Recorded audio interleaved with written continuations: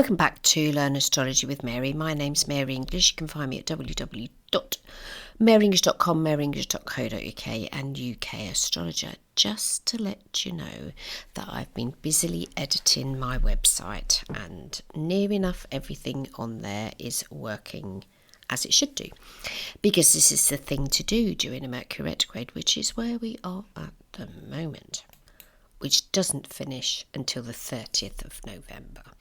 Boo-hoo-hoo.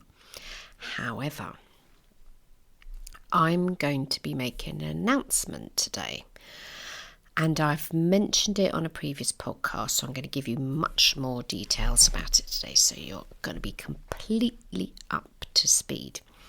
So I'm a trustee on the board of Astrological Association. So there are a number of us on the board, and we're all volunteers and we all run the organisation, and it's fab.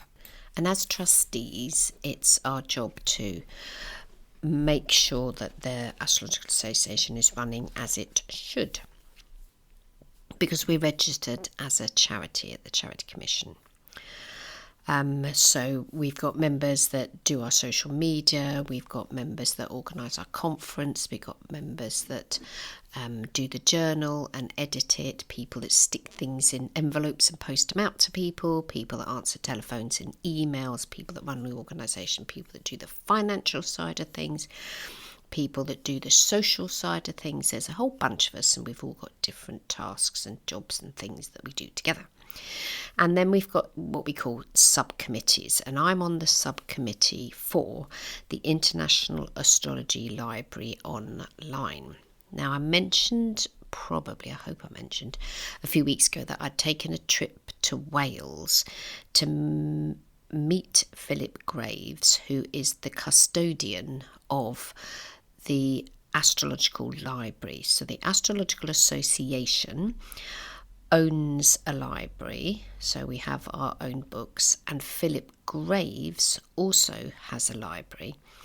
And a few years ago, last year, reasonably recently, I can't remember exactly when it was, all of our books from the Astrological Association were moved to where Philip lives in Wales, in Newport, and all the Astrological Association's books and their archive was installed there.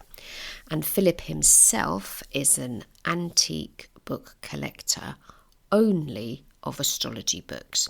So he's devoted his life to collecting astrological books, and trust me, he's got tons. Now, what I will do on the show notes of this episode, and to be able to get to it, you've got to pop over to astromary.libsyn.com. So if you're listening on Spotify or iTunes, you might not have the things to upload, which is the charts, and numbers of people on YouTube have also said that, but it's just the way the software works. I can't upload documents, etc., to those various different platforms, but I can to where my podcast is hosted at astromary.libsyn.com. You'll see links, and on there I'll put a link to a series of videos where Roy Gillett, who was our president, and he's now our president emeritus, so he's retired from being our president, walking around the library with Philip Graves and showing us all the books that are on all of the shelves. Now, with the subcommittee, Roy's part of that, Philip's part of that, Chris Mitchell is part of that, and Amanda Williams is part of that, who I haven't interviewed yet, and I'm going to have to get her on the podcast soon. She's a financial astrologer, terribly exciting. This little subcommittee, we organise and discuss amongst ourselves how the library's going to work, la la la la la. Anyway, why am I telling you this? Because on the 1st of December, now I don't know when you're going to be listening to this, because some people are listening and there are quite a few episodes behind, so I don't know if you'll be able to attend this, because I don't know when you're listening. But if you're listening like nowish, because this is coming out the 23rd of November. On the 1st of December, we're having our official launch of the online library. So I'm just going to read you the blurb. So if you had this email off me, which you haven't because you haven't subscribed to a thing called In the Loop with the Astrological Association, I'll just explain in this email that we sent out to people. So super exciting news. The library launch date is decided. Join us for a free webinar on Monday, the 1st of December at 1900 hours UK time GMT to help the official launch and to learn all the details and meet the people working behind the scenes. The International Astrology Library Online now hosts an initial 423 out of print and difficult to find astrology books and volumes of astrological periodicals published from the late 16th to the early 20th centuries, all ready for you to read in the comfort of your own home. Additionally, we've obtained the necessary permissions to host exact scans of both the first and second editions of the important late 20th century book Mundane Astrology by Michael Bagent, Nicholas Campion and Charles Harvey. Now, that particular book made some predictions in it when it came out. I think it was the 1980s it came out, that actually came true. So it's really, really worth, if you're going to join the library, just for one thing, join it to be able to read that book. Yeah. Over the months and years to come, the number of books will continually expand through the support of subscribers who will have 24-hour access for 365 days a year. There are limited spaces in the webinar, so please contact the AA office at astrologicalassociation.com to reserve your space, and we will be explaining all about how the library works, how to log in, how to view the books, how, when and where to make payment. The Astrological Association members can subscribe at half price, which books have been professionally scanned for you to enjoy. Also, you'll learn more about Philip Graves' plan to host bi-monthly webinars that share his and other people's historical scholarship on different astrological topics, inspired by the amazing range of volumes in the International Astrology Library. We look forward to sharing this time with you next month. Contact the AA office at astrologicalassociation.com to register your interest. You will receive an email link a day or so before the launch. Best wishes from the Astrological Association Library Subcommittee, Chris Mitchell, who I've interviewed, Philip Graves, who I've interviewed, Amanda Williams, unfortunately I haven't, myself, obviously I don't need to interview me, and Roy Gillett, who I have interviewed. So that's the email that we've sent out this week to tell people about the launch of the International Astrology Library Online.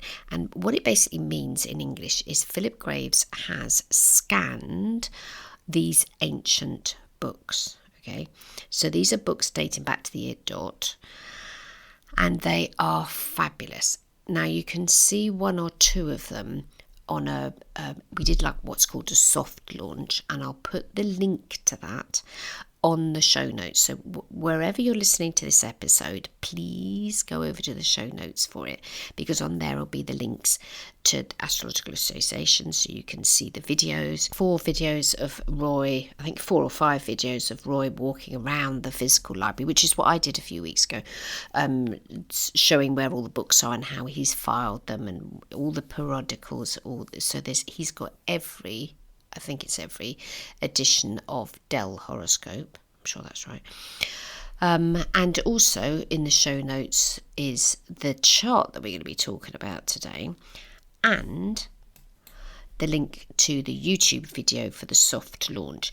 And on the Astrological Association's YouTube channel, this invite that I've just invited you to, if you can't make it, that video will also be uploaded to the Astrological Association's YouTube channel, and their YouTube channel address is, so the the tagline for the Astrological Association on YouTube is Astrological Association and then a capital G and a capital B, GB.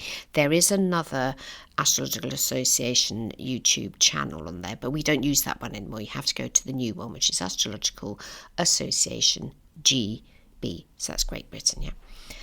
So can I put this into a sentence? We will be launching this online library, so anyone who subscribes, obviously we're not doing it free, can read, literally, you'll see the book and it'll be exactly like having the book in your hand, and you can click and turn the pages and the pages literally turn, and he scanned them all so you can see everything. You can zoom in, you can see some of the books are very old and people have scribbled things in there because that's what they did back then, but you can see all the notes that are on there. But he's done such brilliant scanning of these books. Nothing like back in the day when people are loading things up to the Internet Archive. Nothing like that at all. It's not somebody with some cheap tuppence halfpenny scanner in their back bedroom. He's got the full Monty, and the way that they've been positioned onto the internet, onto the Astrological Association's website, because you have to go there to be able to view everything. When we had the soft launch, Philip was showing some books, and I was beside myself with excitement because I've been there physically and I've seen them, but to see these scans, and so you'll be able to, in the comfort of your own home, you'll be able to read old astrology books. At some point in the future, you'll be able to read some more modern ones, but these are out of print and rare books, rare to find, like we're talking RARE. You know, what did astrologers write about? And we've got William Lilly's book, Christian Astrology, that's on there as well, but it's a brilliant scan of it. Okay, you can buy PDFs and whatever, they're knocking all over the internet, but this is the actual book that has been properly scanned, and the platform that we're using for it is all modern and all singing, all dancing, so you can zoom into things. So if you've got some books that you'd like to be able to read, I'm talking about ancient books, out of print and rare books, then this is the place to go. And like we've said in the email to everybody, this is 365 days a year that you can do it, just for one subscription, but you won't hear about that until you come to the launch, and I want you to be there. It's free. You don't even have to subscribe if you want to, but you can learn about it, and they'll be doing some demonstrations, so I think it's worth it just for that. Now, obviously, as I'm an astrologer, and everybody else that's involved in the library and the Astrological Association are also astrologers, so all of the trustees are legitimate practicing astrologers. They've all got private practices. We've chosen a date and a time, and like anything, when you're starting something, you cannot get everything perfect. So we're going to be launching on the 1st of December 2025 at 7 p.m. UK time. So I'm just going to give you a little quick walk through that chart, and email me, is this a decent chart for the launch of something new? So we've got a 23-degree ascendant in the sign of Cancer, and then right slap bang on the ascendant at 24 degrees is Jupiter retrograde in Cancer. Now on the 1st of December, Jupiter is retrograde. It doesn't stay retrograde forever. It comes out of retrograde in March next year, but we couldn't really hold up the launch of this online library just because Jupiter's retrograde. It ain't going to happen. But there's advantages and disadvantages to Jupiter retrograde, and it's happy in the sign of Cancer. I think it's exalted anyway, that's the time that we've chosen, 7 p.m, and it's in direct opposition to Pluto. Pluto's 1 degree into the sign of Aquarius in the 7th house. Now I'm using equal house, the Astrological Association don't, so their chart they'll be using is different. There's a grand trine and there's a kite, which is, the kite is linking Jupiter, Uranus, Saturn, and a bit of Mercury and a bit of Venus. There is an opposition between Mercury and Uranus, but the things we need to look at, if we're going to be doing something in front of other people, we want to make sure that we got something going on in the 7th, and we got Pluto there, which is not retrograde. Pluto in Aquarius in the 7th, deep change, transformation in Aquarius in a collective humanitarian way. 7th, this isn't just a teeny project. This is something that is going to grow, and it's for humanity. Okay, so the library has been created so anybody anywhere in the world will be able to view these books. And I don't mean just view them like a PDF or something. This is properly being able to take time and read them and see the actual print. And they're such good scans that Philip has done. I can't tell you how good they are. I know a lot about scanning. These are excellent. The moon's in the sign of Aries in the 10th house of careers. Pretty happy up there. Uranus is retrograde in Taurus, never mind, in the 11th. Neptune is 29 degrees into the sign of Pisces, and that's in the 9th, and it's conjunct the MC. The other side of the MC is Saturn, which is not retrograde. It will have come out of retrograde by then. And I don't think... Oh, sorry, Neptune's still retrograde. Saturn isn't, that's in Pisces, and that's in the 9th as well. And we've got the North Node in Pisces in the 8th, sex, birth, death, reincarnation. And then there's a nice little cluster of planets in the 5th, creativity. The Sun's there, Venus is there, all in Sagittarius, and Mars. So the Saggy planets are in the 5th, so that's super. And then Mercury, which has come out retrograde, thankfully. And while you're listening to this, it's retrograde. Mercury's in Scorpio in the 4th. So I thought, well, it's not my thoughts, but the committee thought, this is the time that we're going to use. There's not many aspects between the Sun. The Sun is rather unaspected, other than a conjunction to Venus. The Moon's got a trine, a square, so the squares to Jupiter, the squares to Pluto. What can we do? And when we're thinking about things like other people, we need to have stuff in the 11th and the 7th, because the 11th is groups and the 7th is one-on-ones. And we've got planets there. We've got outer planets, because this isn't a personal project. This is an international project. There's a number of planets in the 9th. So ping over there and have a look at the chart yourself. Give me your feedback. What do you think will happen? And it's only an hour, and I think it's 2 hours we're going to be doing it for, 7 till 9, yeah, because Philip's giving us a little skip around the library itself, and we're going to be, anybody that's got any questions, and the webinar is free, so do join us. But I've physically been to the library, I've seen these books, and I asked Philip to show me a book, because you can't just help yourself to them off the shelves. You've got to ask him, because there's certain ways of handling very old books, because my brother was an antique book dealer, so I know all about it. It's like, you don't just grab something off the shelf. You have to take it off carefully and be careful how you open the spine, and you don't stand there and hold the book, you place it onto a table. But he showed me this really, it was a teeny little book, really old book, and I was like, oh, it's absolutely marvellous. And it was, sort of made back in the day when they had the printing press, but the paper was different, the bindings on them. And this was a really old book that I was looking at. And I was thinking, because I'm a Pisces, love living in the past. I was like, and I've got Moon and Gemini. I was like, I was in heaven seeing all these old books. Of course, my books are in the library. I hasten to add, all of my astrology books are there. Everyone for all the signs of the zodiac. They're on a special shelf. Bless, he made a special shelf for me. So today's just a short podcast just to invite you to the launch. So we've done a soft launch. I'll put the link in the show notes. This is the launch of the International Astrology Library online. It's very, very exciting. There are no other astrological organisations that have done this. There are some astrological organisations that have done something similar, but not the same. They don't hold all of the books in one place. There is another organisation that has access to lots of books, but they're linked to Internet Archive. Ours are all hosted in one place on the internet, and in reality are hosted at one address in Wales.